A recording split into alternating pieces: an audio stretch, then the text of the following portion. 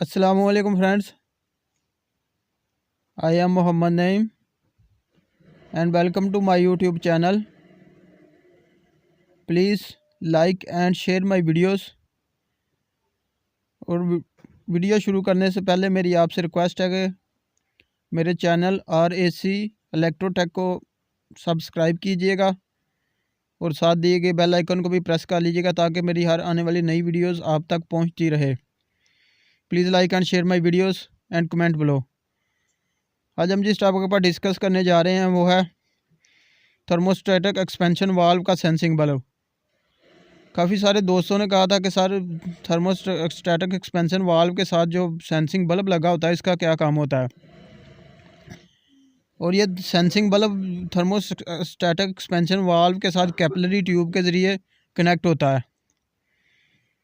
Capillary tube के ज़रिए हमारा ये थर्मोस्टेटिक एक्सपेंशन वाल्व के ज़रिए के साथ कनेक्ट होता है और इसमें जो हमारे रेफ्रिजरेटर में गैस वगैरह फिल होती है वही गैस इसमें फिल होती है, या इसमें वोलेटाइल लिक्विड जो होता है वो फिल होता है। उसकी खासियत ये है कि जैसे ही हमारा टेम्परेचर बढ़ता है तो ये फैलता है और जैसे ही टेम्परेचर कम होता है तो ये सिकुड़ता है। तो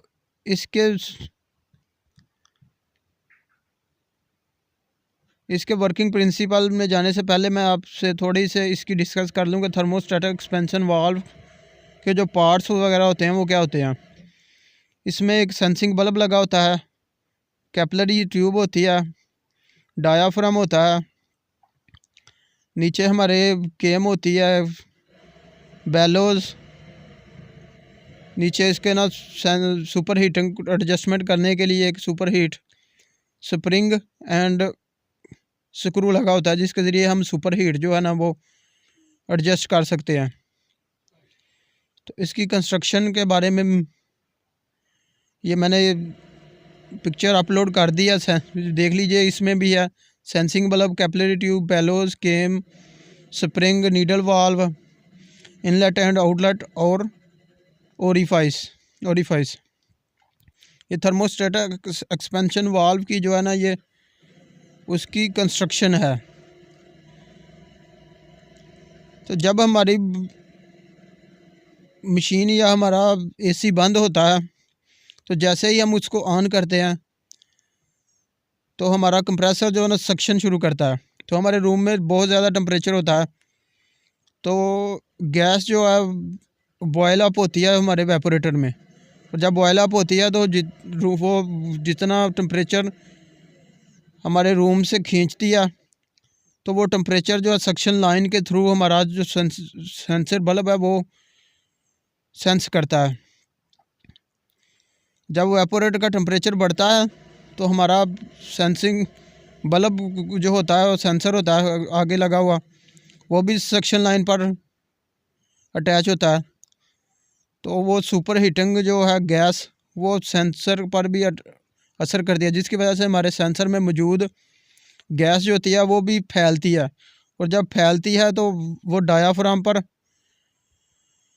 प्रेशर डालती है जिसकी वजह से हमारा वाल्व खुल जाता है और हमारे वेपोरेटर में गैस जो है ना वो जाना शुरू हो जाती है।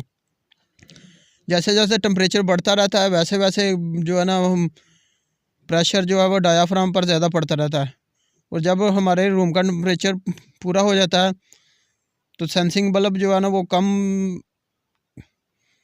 हीट महसूस करता है जिसकी वजह से कम इसमें मौजूद गैस जो है कम फैलती है और कम जो है ना गैस हमारे वेपोरेटर में जाती है। इस तरह इससे सेंसिंग बल्ब का काम होता है। इसने टेम्परेचर को सेंस करना है और टेम्परेचर को सेंसिंग करने के बाद उस हिसाब से गैस को जो हमारे वेपोरेटर में जाने देता है। अगर आपको मेरी वीडियो अच्छी लगी है तो मेरे चैनल को सब्सक्राइब कीजिएगा, मेरी वीडियो को लाइक एंड शेयर कीजिएगा। Thanks for watching, take care, bye bye, अल्लाह हाफिज़।